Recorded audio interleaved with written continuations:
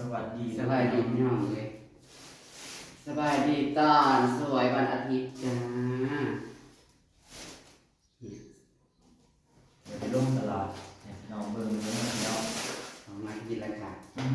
อาทิตย์ที่มาจังลงเนาะพี่น้องนะแงงเนาะก็สักขาสักแท้แล้วมันนี่น้องสั่งเปิดเขา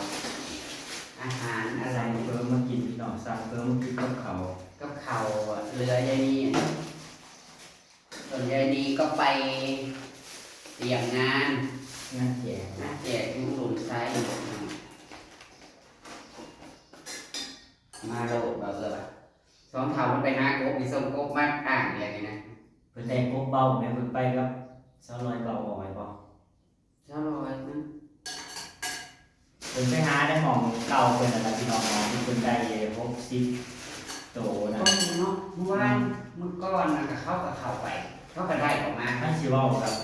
กบมันหลายแต่เนี่ย พี่น้องจำได้ว่าปีก่อนน่ะที่เฮาหาเฮาไปหากันก็เอาได้ให้เดียวนะ กบนั่นคือว่าคือกบเลี้ยงนี่พี่น้อง คือกบเลี้ยงไว้นี่อันที่จริงมันเป็นกบธรรมชาติพี่น้องแบบว่าตอนมันเป็นหัวกอย่างเช่นนะพี่น้องมันเป็นหัวกแบบนี้มันบ่มีคนเอาบ่มีคนเข้าไปนะบอกง่ายกะเข้าไปนะฮะกินกันเนี่ยคือเก้าก็คือเบิ่งเฮาอันไปสอนหน้าไปคุยน่ะเด้สอนหัวนะอันก็บ่ได้เบิดกินก็ต้องสิตามไปจ้าอยู่บ่ได้แล้ว ตอนแรกว่าสิบ่ไปก็เลยมันเป็นเท่าใดแล้วไปเลย เพราะว่ามึงอื่นเฮาก็เตรียมตัวไปเที่ยวฝั่งไทยกันแล้วพี่น้องเราไปเที่ยวบ้านตุยไปซื้อโทรศัพท์จ้า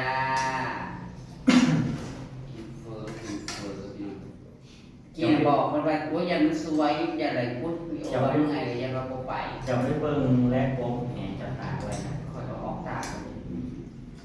มันความเหมาะ มันสิความเนี่ยมันเป็นซีรีส์ ทุกคนนี่ก็เอาขีดดินเต็มอยู่ มา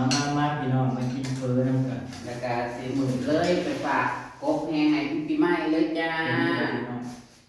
เพิ่นก็ว่าไม่ต้องซีเรียสนะเรื่องกบพี่ได้กินอยู่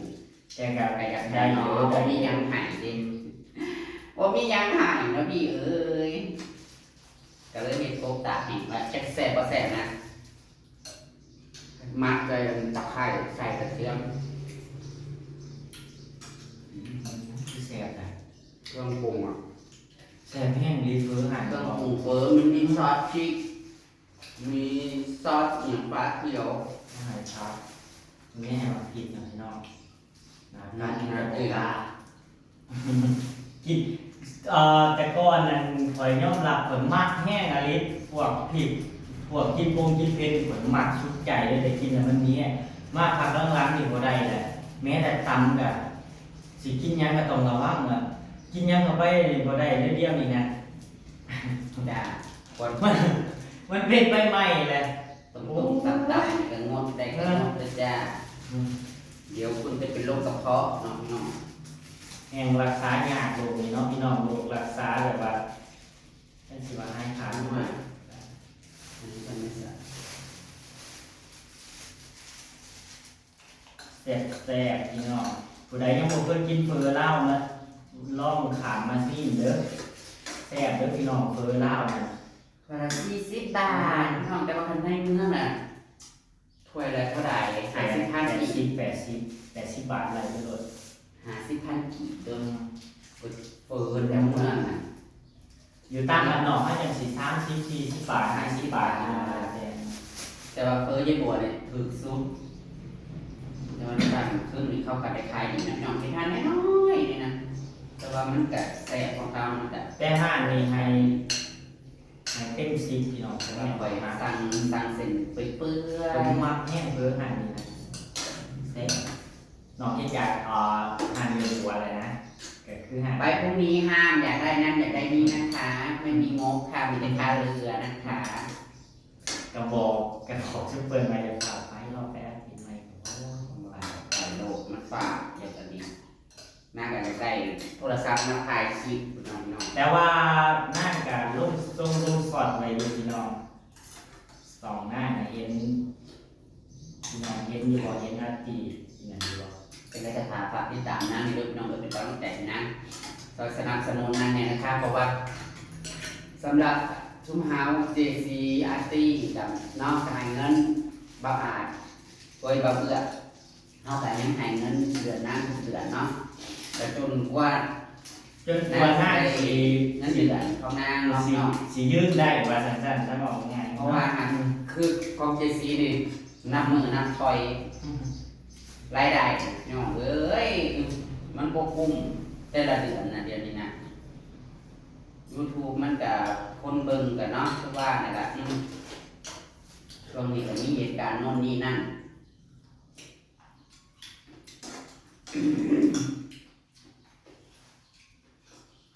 จะคือมันเติมหน่อยลง จะสิหอดไซส์พี่น้องเลย มันเนี่ยคลิปแต่ละมือเท่ากันเนาะ จังได้ก็ ทำ ฝา จาก ก แต่งเองกับพี่เนี่ย ดูวนๆเด้อพี่น้องแต่ละสองแต่ละทีมงานของเฮาอันนั้น มันจะไล่ช่องคือว่าอะไรนะพี่น้องเอ้ย มีทีนี้ต้องเกิดขึ้น มัน ได้ เบิ่งของใคร เอ็กซิเบิร์ของใครใบทายนั่นก็ แต่เอฟซีข้าเจ้าโบเอฟซีเฮาจริงๆข้าเจ้าเปิ้นกับเบิ่งหันทุกคลิปทุกทั้งโฆษณาเบิ่งทุกช่องกับในทีมงานอะไรก็ขอบคุณหลายๆเด้อค่ะ ก็คือนั่นเนาะ แต่กระตาได้ที่เฮายังถ่ายคลิปลงไปเฮากับยังมีรายได้พี่น้องถึงสิน้อยแต่เฮากับเกณฑ์น้อยสมน้อย ภูมิใจแนวกับภูมิใจพี่น้อง แม่น สัมผัสแรงตัวเอง ยังน้อยเฮากันเนาะยังมีพอมีรายได้นะก็ได้ใช้แต่ละเดือนน้ำกินจะบ่มี ที่เราพี่น้อง ไม่เอามันไปเลย คนขยัน ไป ไป มันอยู่เพื่อนมันสิดึงขาเขาลงมาเมื่อแล้ว คนขยันมีใช้ลำบากเท่าไหร่ อย่าพาเอาเบิร์ดเด้อให้หานั่นในตะโตสองโต บ่ได้เป็น 10 โมงเลย บ่ได้เป็นเจ้าของหรอก กินค่ะ น้องมาเล่าเลยนะ จากรีดคนชวนอยู่จังหักแต่ก็สลอย น้องเป็นไป ลอยไว้ให้พาไปหาเลย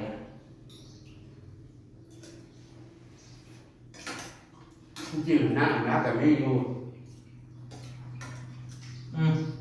ปัญหาดีเนาะขนาดนั้นนะคุณเราเปลี่ยนไฟคอนเทนต์ซื่อๆเป็นยังได้สองตู่ ท่านคือว่าแบบมันอยู่ที่คนหาเป็นบ่เป็นเนาะบางคนเขาหาแบบเขาหาไว้อย่างสิพี่น้องบ่เฮ็ดพูดแล้วเขาไปเลยจริงๆนะเขาบ่ได้หาคือซุมเฮาหาซุมเฮาคอยย่างตามให้หน้า ปิ่นคนปิ่นคือเบาหนังเราก็คือหากบแล้วมาอยู่ที่เราหากบเป็นปิ่นเมื่อก่อนเพื่อนหากบปิ่นนะเป็นไรสิคือได้นี่แหละได้เลี้ยวไปหาหน้าอื่นนะมันพ่อเขาได้ไปหาเอาหูเด้เลยเพิ่นหาแต่กบเบาเพิ่นมานกบเบา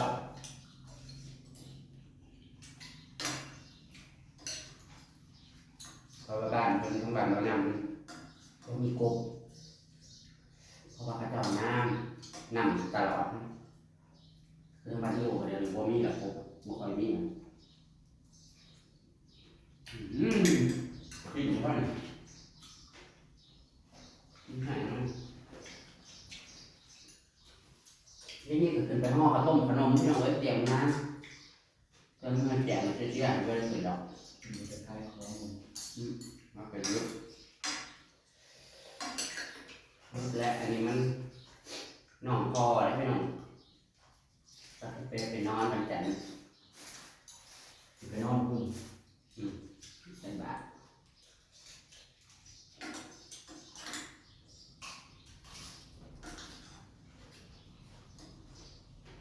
ไปกับแม่ตัวนึง มันนะกระติ้งติ้งแม่ก็มีน้องอีเจนี่มันอ้วนเลย พี่วงมันคือเอาท่านวงพี่น้องเลย จะแม่นใช่ที่หมู เอาใช่อ มั ยู่ น ไหน โคตร เอาไปใส่ในทางในเดียว พ่อแม่ในคุ้มมะเขือแบบเขือนะมันเค็มโคตร รอบเบิ่ เพิ่น ง เลยตักใส่นะ รอบเบิ่ง มันคือนะคุ้มหนาเรืองเลย มันคือบอกว่า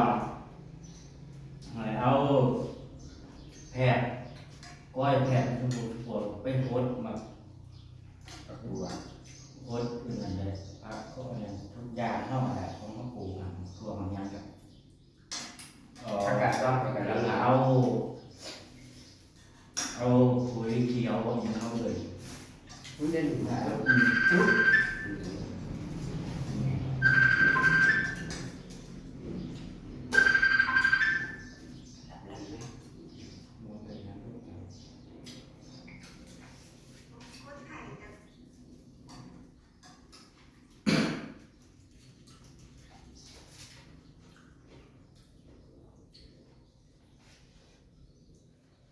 ว่าสิส่วนนั่งเห็นขอบเป็ดเหมือนพี่น้องสิไปออกไปใช้กลับมาเลี้ยงเป็ดก่อนพี่น้องเลี้ยงเป็ดเลี้ยงไก่ที่เขาขายเลย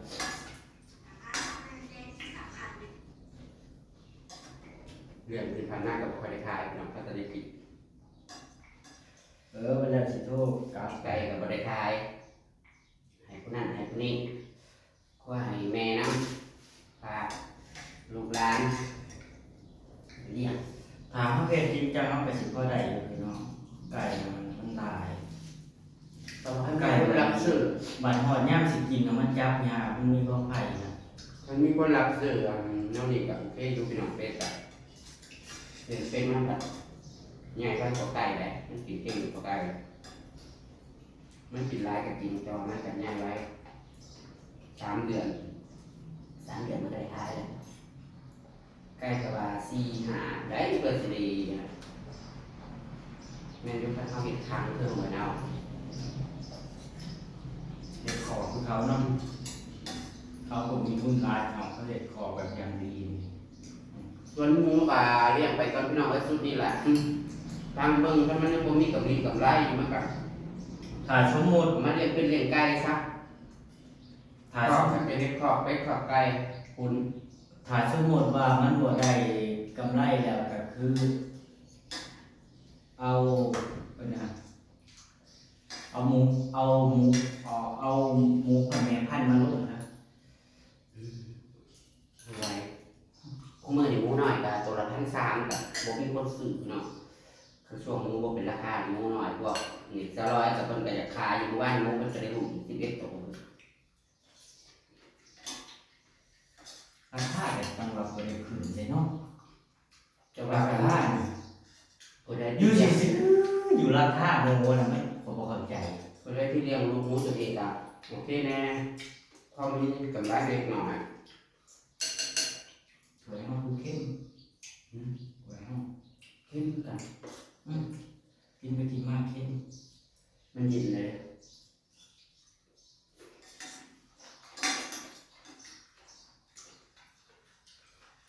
มันจะสุกก็ค่อยห้อนเลย แดดขาดเลย กินแล้วกินน้ำ2 ถาดไปยังพี่น้องกินก็ได้แล้วเพิ่นถ่ายกบมาอ่านทานได้ ได้หาพวกคริปโตไปแกกัน วันว่า เอา แต่มือเอาไปบ้านมาล้านแย่ได้สั่นแล้วก็ทายของมา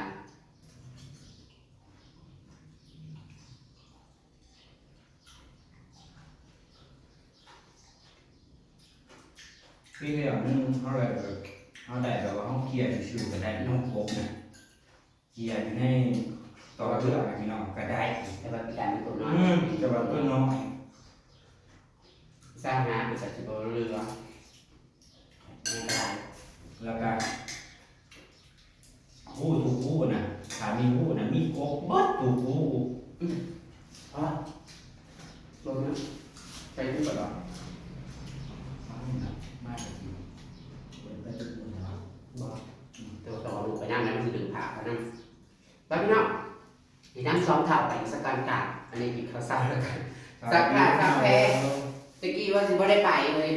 ซักผ้าจนช่วยตามคิดหนักก็แล้วกันมาสิน้ำสิทันเบา